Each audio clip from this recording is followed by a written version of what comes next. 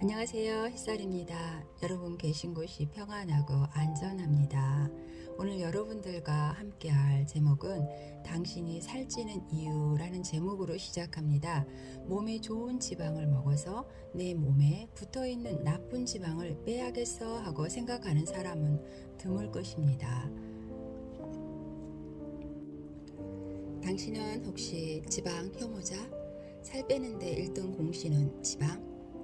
다이어트 중인 여러분은 혹시 닭고기는 무조건 닭가슴살 먹고 소고기와 돼지고기도 지방이 없는 부위만 먹으며 혹여나 지방이 보이면 늘 떼어내고 먹지는 않나요? 우유도 저지방 우유만 고집하며 마트에서 식품을 고를 때 저지방이라는 문구에 먼저 손이 나가나요? 지방을 먹으면 그 지방이 곧바로 내 몸의 일부가 되어 버릴 것만 같은 게 깨름직한 느낌이 들죠? 그런데 사실 지방은 우리 몸에서 너무나도 중요한 임무를 수행하고 있고 매우 깨끗하게 연소하는 고급 휘발유와 같은 좋은 에너지원입니다. 지방을 섭취하면 곧바로 지방이 몸에 쌓이는 것이 아니라 훌륭한 에너지원으로 사용되기도 하고 몸속 이곳저곳에서 우리 몸을 구성하고 작동하는 다양한 원료로 사용되기도 하는 것입니다. 우리 몸에는 수많은 호르몬이 대사에 관여하고 있고 이러한 호르몬을 만들어내기 위해서 지방이 필수적인 재료로 사용됩니다.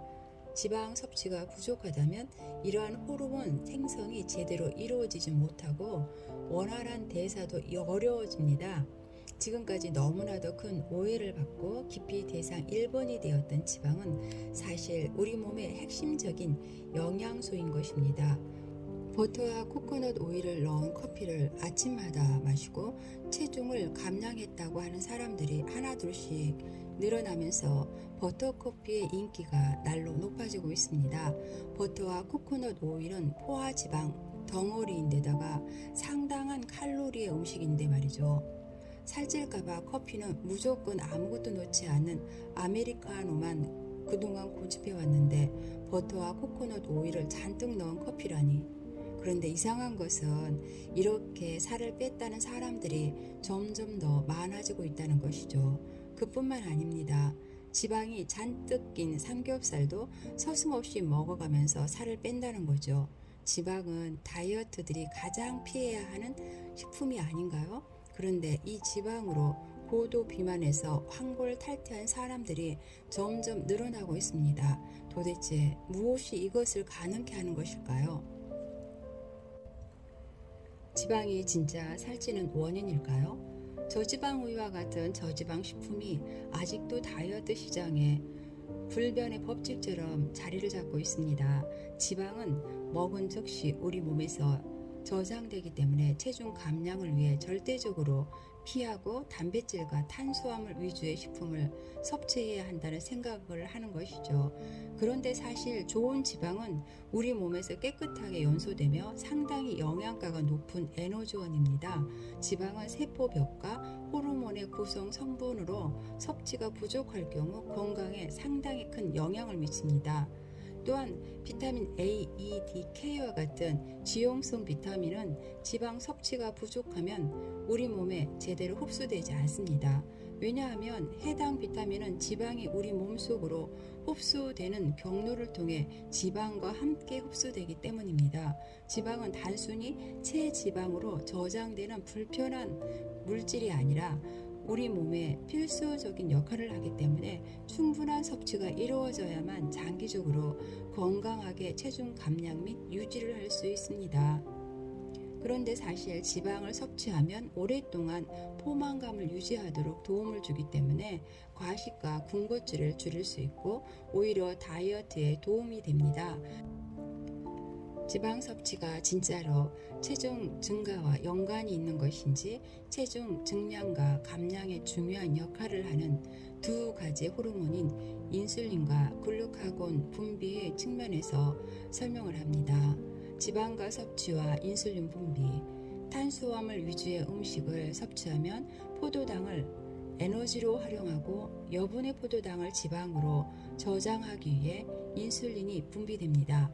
인슐린이 과도하게 자주 분비되는 습관을 유지하면 세포에서 인슐린을 잘 만들어내지 않는 인슐린 저항성이 발생하게 되어 결과적으로 우리 몸은 세포에 에너지 공급을 잘 하지 못하고 동시에 분비되는 인슐린은 열심히 탄수화물, 지방으로 저장하게 됩니다. 여기서 끝나는 것이 아니라 인슐린 수치가 높아지면 지방이 에너지로 활용하기 어려우므로 지방세포 안에 지방이 갇혀있는 현상이 발생합니다. 반대로 인슐린이 분비되지 않는 상황에서는 오히려 지방 안에 저장되어 있던 지방이 흘러나와 에너지로 활용될 기회를 맞이합니다. 탄수화물 섭취를 절대적으로 낮춰 인슐린 분비가 거의 되지 않는 환경에서 지방 섭취를 늘린다면 식이 지방이 체지방으로 직행하는 것이 아니라 우리 몸의 에너지원이 되는 것입니다.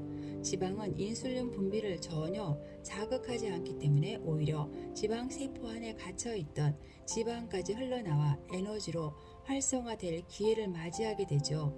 쉽게 비유하자면 인슐린은 마치 지방 창고를 굳건하게 지키는 문지기와 같은 역할을 하는 것이고, 이 문지기가 지키고 있는 한 지방 창고는 쉽게 열리지 못해 지방을 꺼내 에너지로 활용할 수 없는 것입니다. 문지기를 제거하여 지방이 창고 밖으로 나와 에너지로 활용될 수 있는 방법은 인슐린을 가장 많이 자극하는 탄수화물 섭취를 줄이는 것입니다.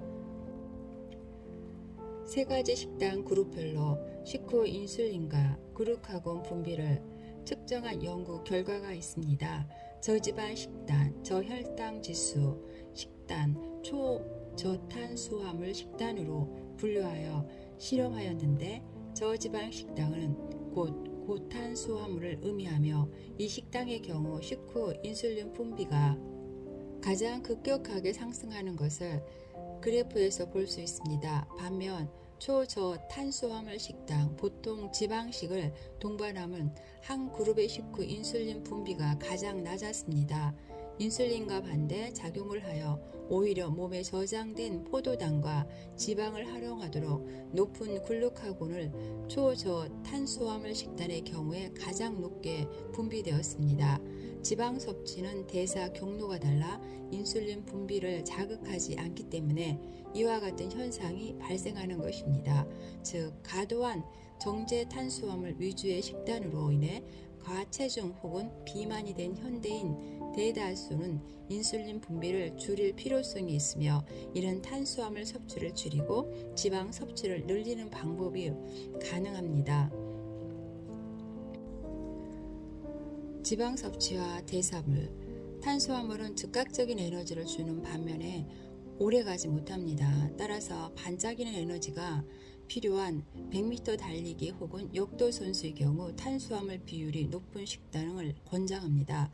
지방의 경우 탄수화물과 달리 처음에 반짝이는 에너지를 주지는 않지만 오랫동안 꾸준한 에너지를 제공합니다. 종일 꾸준한 에너지를 요구하는 현대인 대다수에게는 고지방 식단이 도움이 될 수 있습니다.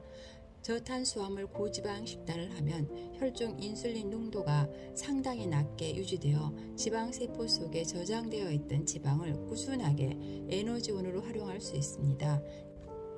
때문에 음식을 섭취한 뒤 시간이 오래 지나도 체내에 저장된 지방으로 꾸준히 에너지를 공급받을 수 있는 것입니다.